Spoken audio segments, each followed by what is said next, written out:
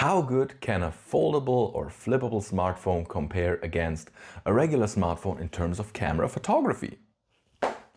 Hi, my name is Ivo and here is my channel IC Tech Reviews. Welcome to this video where I will be showing you the Razr 50 Ultra comparing against a regular smartphone, which I will tell you later. And yeah, I hope we can have a nice time here, and at the end you will have a bit more clear impression of what flip cameras in this example are able to do.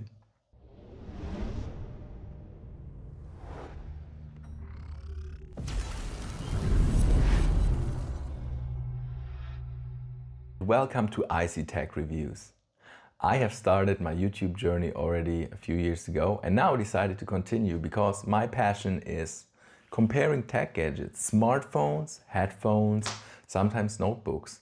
And honestly, I will not be here reading down some specs to you, like which has the bigger battery in milliampere size, or whose processor is the fastest one in benchmarks.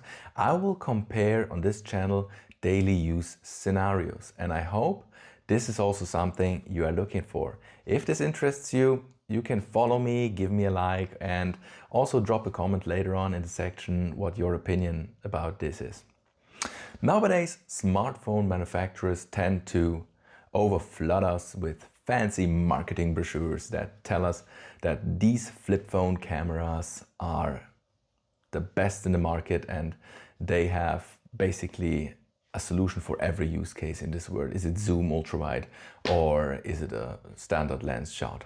Today I will dive into a few of examples that will show how capable these phones are. Okay, let's start with picture number one. I took a photo of my messy home, got some toys for my kids laying around, and I pointed both cameras at the point and pressed the button. So we have our Razr on the right side and our unknown phone on the left. This will stick through the next 3-4 phones, so be prepared. However, I always marked the Razr phone. So let's compare. On the left, we have our unknown phone and immediately we see a more natural look on the left one. If we look at the dark and black tones, we realize immediately the Razr tends to more contrast and to a more saturated, contrasted look. For me, I prefer the more natural look, but this is a bit to everyone's opinion. As well, if we look at the green door stopper on the door handle, it looks much more natural on the left one. However, the real life colors are definitely more towards the left picture. For instance, put your focus on the blue dinosaur on the floor or the floor pattern itself. The dinosaur color is more accurate on the left one, and also the floor pattern doesn't look so dark like the Razr displayed it. As well, the clarity of details is higher on the slap phone. Details are better visible on the polar bear on the front. As you see, his hair is far more detailed. Okay, let's take a look at the second picture and see if things will change. Here we see a picture taken in the winter. I'm sorry I had to take the picture with the window closed, but actually it was an additional challenge for both phones. If we look on the color profile or the accuracy again, we see immediately the bush fence is displayed correctly in the left picture. There is noticeably more detail in the left picture, but the Razr actually keeps up pretty well in this picture. Let's go over to some more challenging tasks like zoom pictures. And by now, if you're still here enjoying the content, please help me grow and leave a comment, a like, or simply subscribe to follow my journey. On the left, again, the unknown camera phone. If we look at the headphones or the graphics cards, it is already visible that more details are kept here with the zoom camera. While the Razr has a dedicated zoom camera as well, it simply cannot keep up. The edges start to look washed and the details get lost. As well on the zoom camera we notice the different colors, especially blacks. While the Razr has the zoom camera actually installed, I get the feeling in some pictures that it doesn't make always the most of it. Okay, let's jump into the next category, the nighttime shot. To my surprise, both phones captured the scene very well. It was around 8 PM here in wintertime and the low light performance of the Razr with an aperture of f1.7 is very good. There is even enough detail left here when we zoom in. The only thing I notice is that again the color profile is more than contrasty side here, and things tend to get darker or look more saturated, like the chairs and especially the painting in the backside.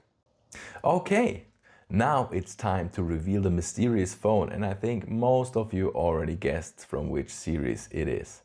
Of course, we are having our Pixel series in the left side, and it is the Pixel 7 Pro that you're having lined up against the Razr 50 Ultra. So now that you know, I'm pretty curious what comments or what opinions you have, and please share it with me in the comments. I will reply to every one of you, since I am a new content creator and I'm really eager to share the details. I'm not reading down the specs to you of those phones. I'm not reading down how much milliamp of battery life. So I'm just comparing, facts that our smartphone manufacturers want to display in their fancy marketing brochures. But how is the reality? How good are the flip phones, the fold phones? I will do some more videos on this content, so stay tuned. And now I give it a last but not least try for the Razr selfie shots, because not every camera has the possibility to flip its main lens around so that it actually can take a photo of you with its main lens or zoom lens even. And this is the category where the Razr finally shines. And as well, it is incredibly fun to do shots like this, because you always have a good quality shots, and it's much more appealing to do photos in that way. As the Razr does not have an ultra-wide lens like the Pixel has with its 48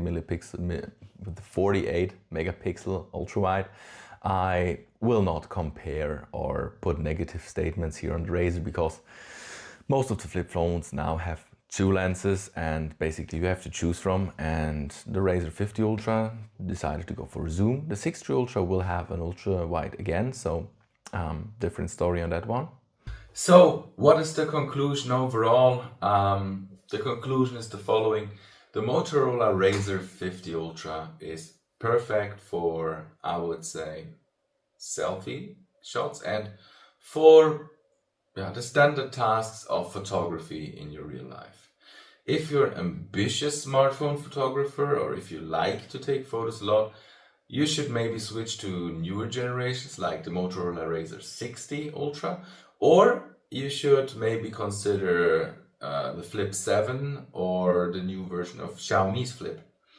Otherwise, I would say the slap phones still have the better cams, and if you're an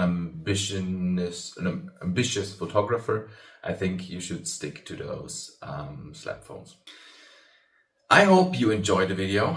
I want to wish you a pleasant day, and I will push out videos by one time per week. If you want to stay tuned, please subscribe, give me a like if you enjoyed the video, and comment if you have your own opinion or want to share.